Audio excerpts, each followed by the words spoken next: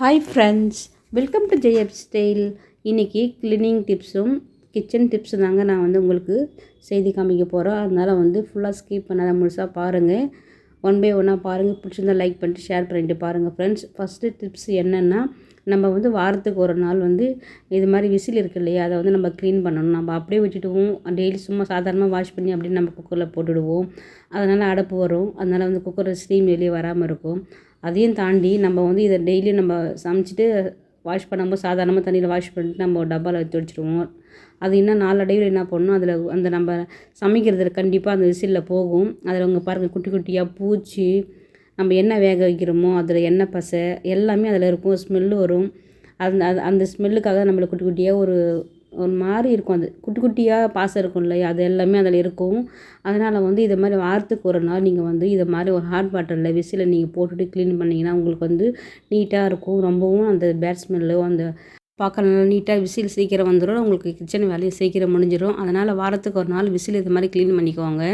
நான் அந்த சுடு தண்ணியில் போட்ட உடனே அந்த பூச்சி பாருங்கள், நான் இப்போ கையில் எடுத்து காமிக்கிறேன் பாருங்கள். அது குட்டியாக ஒரு பூச்சி, நம்ம கண்ணுக்கே தெரியாத மாதிரி இருக்கும். அது எல்லாமே நம்ம வேக வைக்கிறோம் இல்லையா, அதில் பருப்பு சாதமோ எல்லாம் நம்ம நெய் போட்டு பொங்கல் செய்வோம். அதில் அந்த விசில் அந்த அந்த கண்டிப்பாக நம்ம எப்படி வாஷ் பண்ணாலும் அந்த இது கண்டிப்பாக ஒட்டிகிட்ருக்கும். அதனால் இதை மாதிரி நீங்கள் சுடு தண்ணியில் போட்டு நீங்கள் வாஷ் பண்ணிங்கன்னா அதில் இருக்கிற கிருமி எல்லாமே ஸ்மெல்லு, அதில் அடைப்பு இதெல்லாம் இருந்தாலும் அது நம்ம என்ன சமைக்கிறோமோ அது அந்த சுடு தண்ணியில் நமக்கு எல்லாம் கரைஞ்சி வெளியில் வந்துடும். ஒரு 10 நிமிஷம் நல்லா கொதிக்க தண்ணியில் போட்டு நல்லா மூடி வச்சுடுங்க. மூடி வச்சதுக்கப்புறம் வாஷ் பண்ணிங்கன்னா எல்லாமே நம்மளுக்கு விசில் எல்லாம் க்ளீன் ஆகிடும். அதில் இருக்கிற தூசு அழுக்கு எல்லாமே எண்ணெய் பசை எல்லாமே க்ளீன் ஆகிட்டோம். நான் க்ளீன் பண்ணிவிட்டேன். நான் சாதாரண வாட்டர்லாம் க்ளீன் பண்ணிவிட்டு இது மாதிரி ஒரு காட்டன் எடுத்து அதை நல்லா துடைச்சிக்குவாங்க. கண்டிப்பாக இதை செய்யுங்க. அந்த குக்கர் உங்களுக்கு சீக்கிரம் நல்லா ஸ்டீம் வரும்.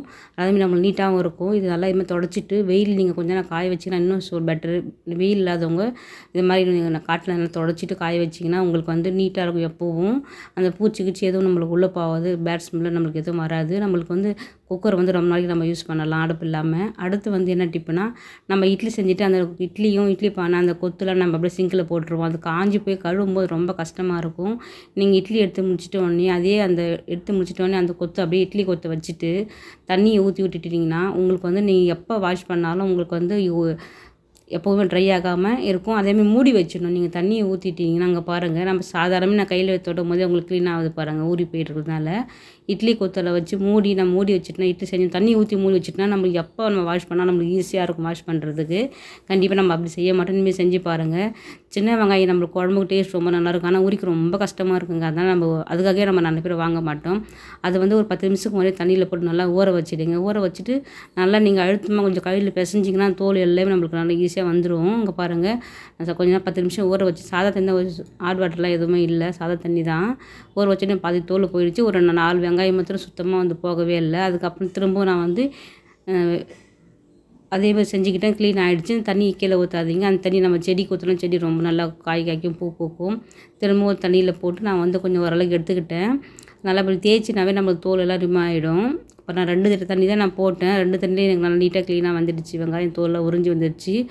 1-2 போகாமல் இருக்குது. அதை நான் கத்தி வச்சு நல்லா க்ளீன் பண்ணிக்கிட்டேன். அதோட வேர் பகுதியும் காம்பும் நல்லா எடுத்துட்டேன். அதுக்கப்புறம் நல்லா நீட்டாகிடுச்சு. வெங்காயம் உரிக்க ரொம்ப கஷ்டமாக இருக்கும் இல்லையா, அது ஒவ்வொன்றா எடுத்து கட் பண்ணுற வரைக்கும் நம்மளுக்கு ரொம்ப பொறுமை இருக்காது. இது 10 நிமிஷம் நீங்கள் ஊற போட்டு தேய்ச்சி கழுவி நம்மளுக்கு க்ளீனாக நம்ம தோல்லாம் உறிஞ்சிடும். அதே மாதிரி அந்த தண்ணி நம்ம கீழே ஊற்றாமல் செடிக்கு நம்ம ஊற்றிக்கலாம். நம்மளுக்கு வேலையும் குயிக்காக ஆகிடும் கிச்சனில். இனிமேல் சாம்பார் வெங்காயம் வேண்டான்னு சொல்லாதீங்க, கண்டிப்பாக வேணும்னு செய்யுங்க. அதுதான் குழம்புக்கு நல்ல ஒரு டேஸ்ட்டு கொடுக்கும். கண்டிப்பாக இந்த மெத்தட் உங்களுக்கு யூஸ்ஃபுல்லாக இருக்கும் நம்புகிறேன். எனக்கு நேற்று ரொம்ப யூஸ்ஃபுல்லாக இருந்துச்சு. அதை உங்களுக்கு ஷேர் பண்ணுறேன். அடுத்துட்டு போகலாம் வாங்க. பாருங்கள், எங்கள் வீட்டு பர்னர் எப்படி இருக்குது பாருங்கள். இது அடப்பு தீ நம்மளுக்கு சிலவே எனக்கு குறைக்கவே இல்லை. அதனால் நான் இன்னொரு பர்னர் எங்கள் வீட்டில் கழட்ட முடியல. என்னால் ஒன்று தான் கழட்ட முடிஞ்சுது. அதெல்லாம் எடுத்துட்டேன். இப்போது அது எப்படி நான் க்ளீன் பண்ணுறேன்னு பார்க்கலாம் வாங்க. அதை நான் தண்ணியில் போட்டுக்கிட்டேன். வேஸ்ட்டாக தூக்கி போகிற பழைய மாத்திரை இருக்குது இல்லையா, எக்ஸ்பிரி ஆன மாத்திரை, அது 2 டேப்லெட் 2 போட்டுக்கிட்டேன். ஒரு 1/2 லெமனை நல்லா தண்ணியில் புழிஞ்சு விட்டுக்கிட்டேன். ஒரு 1/4 டீஸ்பூன் கொஞ்சமாக நம்ம துணிக்கு போகிற வாஷிங் போட்டுக்கலாம். ஒரு 1/4 டீஸ்பூன் ஆப்ப சோடா போட்டுக்கிட்டேன். இந்த மாத்திரை பிறகு நல்லா கொஞ்சம் கரையுது. நல்லா கரைஞ்சிட்டோம். அதுக்கப்புறம் இந்த பர்னரை நம்ம இந்த தண்ணியில் ஒரு 1/2 அன் ஹவர் ஊற வைக்கணும். சரி, நான் உங்களுக்கு வீடியோவை காமிக்கின்றதுனால ஒரு 10 நிமிஷம் 5 நிமிஷம் நான் ஊற வச்சேன். அதிக நேரம் ஊற வைக்கல. ஊறினோடனே லைட்டாக நம்ம லெமனில் கொஞ்சம் பிழிஞ்சு விட்டோம் இல்லையா, அந்த தோல் இருக்குது இல்லையா, அந்த தோலையும் நம்ம லைட்டாக தேய்ச்சி விட்டுக்கலாம். திரும்பவும் தேய்ச்சிட்டு திரும்ப ஒரு 5 நிமிஷம் நான் ஊற வச்சுட்டேன். இது மாதிரி நீங்கள் க்ளீன் பண்ணும்போது நல்லா வந்து தீ நல்லா போஷாக மேலே நல்லா வரும், ஹைட்டாக வரும், தீ நல்லா உரைக்கும், நம்மளுக்கு குயிக்காக வந்து வேலை ஆகிடும். அப்பப்போ நம்ம வந்து கேஸ் அடுப்பு தான் நம்ம துடைப்போம், நம்ம பர்னர் நம்ம எதுவும் கவனிக்கவே மாட்டோம், அதை நம்ம கழட்ட கூட மாட்டோம், அப்படியே பற்ற வைப்போம் செய்வோம் போவோம். ஆனால் நம்ம வந்து பர்னர் நம்ம தொட்டே பார்க்க மாட்டோம், அடுப்பு மட்டும் தான் நம்ம க்ளீன் பண்ணுவோம். இது மாதிரி நீங்கள் வந்து வாரத்துக்கு ஒரு நாள் இல்லை மந்த்து ஒரு நாள் கூட இது மாதிரி க்ளீன் பண்ணி போட்டுக்கோங்க. நல்லா வந்து அடுப்பு நம்மளுக்கு எரியும், அடுப்பு ரிப்பேரே ஆகாது பாருங்கள். மறுபடியும் நான் கொஞ்சம் தேய்ச்சி அந்த ஸ்கின்னோட தோல் தேய்ச்சேன் இல்லை லெமன், திரும்பவும் நான் போட்டுட்டேன். அதுக்கப்புறம் 5 நிமிஷம் சென்று சாதா ஒரு ப்ரஷ் இருந்துச்சு, அதை நான் வந்து கொஞ்சம் தேய்ச்சிக்கிட்டேன் கொஞ்சம் கொஞ்சமாக. அந்த தண்ணியில் அந்த சோப்பு தண்ணி இருக்கு இல்லையா, அந்த டிக் பண்ணி தேய்ங்க. நம்மளுக்கு வந்து அதில் இருக்கிற அந்த நிறைய சாம்பல் நிறத்தில் ஒன்று வந்துச்சு அந்த கருப்பாக, அது எல்லாமே நல்லா க்ளீன் ஆகிடுச்சு. கையை பாருங்கள் நல்லா கருப்பாக இருக்குது பாருங்கள், அழுக்கு எல்லாமே வந்துச்சு. அந்த தண்ணி ஃபுல்லாக நம்மளுக்கு டோட்டலாக சேஞ்ச் ஆகிடும், அந்த அழுக்கு ஃபுல்லாக அந்த தண்ணியிலே நம்மளுக்கு வந்துடும். அப்பப்போ நம்ம டிக் பண்ணி தேய்க்க அழுக்கெல்லாம் ரிமூவ் ஆகிடும். ரொம்பவும் கஷ்டப்பட வேண்டியது இல்லைங்க, ரொம்ப அழுத்து கூட தேய்க்க வேண்டியது இல்லை, சாதாரணமாக நம்ம தேய்ச்சாவே போதும். பாருங்கள் நல்லா அந்த அழுக்கு நல்லா சேஞ்ச் ஆகி வருது பாருங்கள், அந்த ப்ரஷ் நல்லா கருப்பாக இருக்குது. திரும்ப நம்ம தேய்க்க அந்த அடுப்பை வந்து நம்ம பழசை எப்படி நம்ம வாங்கணுமோ அதேமாரி அந்த பர்னர் இருக்குது. கண்டிப்பாக நீங்கள் இது மாதிரி மாதம் ஒரு தாட்டி க்ளீன் பண்ணிக்குவாங்க, நம்ம வீட்டிலே க்ளீன் பண்ணலாம் ஈஸியாக. எல்லாமே நான் ஆக்சுவலி நம்ம வீட்டில் இருக்கிற பொருள் தான் எல்லாமே, இதுக்காக நம்ம எதுவும் வாங்க போகிறதில்ல, லிக்விட் எதுவும் நம்ம வாங்க வேண்டியதில்லை, எல்லாமே வீட்டில் இருக்கிற பொருள் தான். இங்கே பாருங்கள் நல்லா வந்து க்ளீன் ஆகிடுச்சு பாருங்கள். நம்ம முதல்ல காமிச்சதுக்கும் இப்போ காமிச்சதுக்கும் நம்ம நிறைய டிஃப்ரெண்ட் இருக்குது பாருங்கள். திரும்பவும் நான் டிக் பண்ணி அப்படி தேய்ச்சிக்கிறேன். நம்ம வாங்கும்போது என்ன கலரில் பர்னர் இருக்குமோ அதே கலர் நம்மளுக்கு வரும் பாருங்கள்.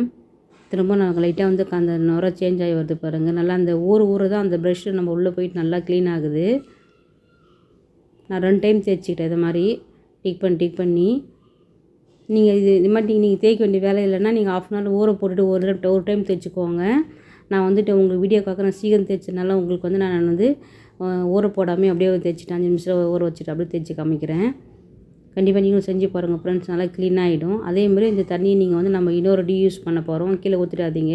நம்ம கிச்சனுக்கு கைப்பிடி துணி இருக்கு இல்லையா, கறி துணி, அதை வந்து நம்ம வந்து நிறைய எண்ணெய் பிசுபிசு இருக்கும் இல்லையா, நம்ம கேஸ் அடுப்பை தொடச்சி அந்த தண்ணியை இந்த தண்ணியில் நீங்கள் இப்போ டிக் பண்ணி ஊற வச்சு நீங்கள் வாஷ் பண்ணிங்கன்னா அந்த துணி நல்லா நம்ம மாத்திரைலாம் போட்டிருக்கோம் இல்லை டேப்லெட்லாம், அதெல்லாம் அந்த க்ரீமெல்லாம் நல்லா சுத்தமாகிடும்.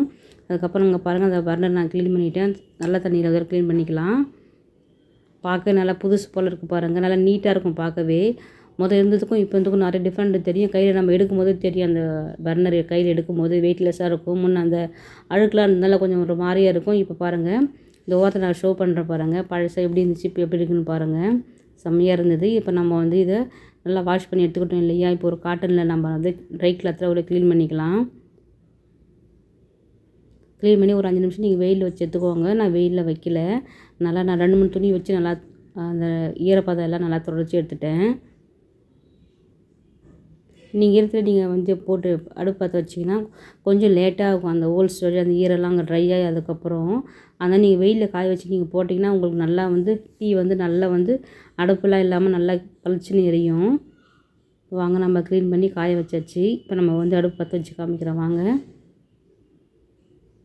பாருங்கள் நான் சைலண்ட்னால என்னால் ஃபுல் இது காமிக்க முடியல, நல்லா எரியுது பாருங்கள் அடுப்பே இல்லாமல். லைக் பண்ணி ஷேர் பண்ணுங்கள் ஃப்ரெண்ட்ஸ். தேங்க்யூ ஃபார் வாட்சிங். பாய்.